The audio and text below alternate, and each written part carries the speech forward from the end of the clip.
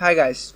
Tree tea genome contains clue about how one leaf produces so many flavors. The most popular varieties of tea, including black tea, green tea, oolong tea, white tea, and chai, all come from the leaves of the evergreen shrub Camellia sinensis, otherwise known as the tea tree. Despite tree's immense cultural and economic significance, relatively little is known about the shrub behind the tree leaves. However, the first draft of the tea tree genome published May 1 in the journal Molecular Plant may help explain why tea leaves are so rich in antioxidant and caffeine.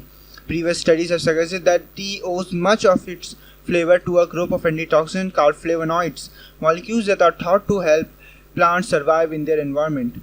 One of a bitter tasting flavonoid called catechin is particularly associated with tea flavor. Levels of catechin and other flavonoids vary among Camellia species, as does caffeine.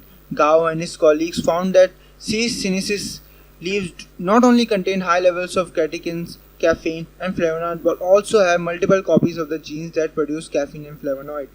Gao and his colleagues estimate that more than half of the base pairs in the tea tree genome are part of retrotransposed sequence or jumping genes, which have copied and pasted themselves into different spots in the genome numerous times. The large number of retrotransposons resulted in a dramatic expansion in genome size of the tea tree and possibly many duplicates of certain genes, including the disease-resistant ones. The researchers think that the expanded gene families must have helped tea trees adapt to different climates and environmental stresses, as tea trees grow well on several continents in a wide range of climate. However, these duplicated genes and the larger number of repeat sequences also turn assembling a tea tree genome in a uphill battle.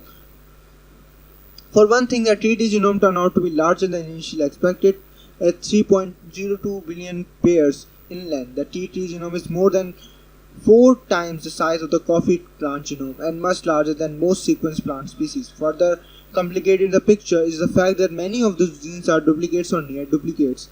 Whole genomes are too long to sequence in one piece, so instead, scientists must copy thousand upon thousand of genome fragments, sequence them, and identify overlapping sequences that appear in multiple fragments. All told, even with smaller sequences, assembling the genome took the team over 5 years, and still there is more work to do, both in terms of double-checking the genome draft and in terms of sequencing different tree varieties from around the world. Together with the construction of genetic maps and new sequencing technology, we are working on an updated tea tree genome that will investigate some of the flavor, says Gao. We will look at the gene copy number of variations to see how they affect tea properties like flavor. We want to get a map of different tea tree variation and answer how it was domesticated, cultivated, dispersed to different continents of the world. Thanks for watching.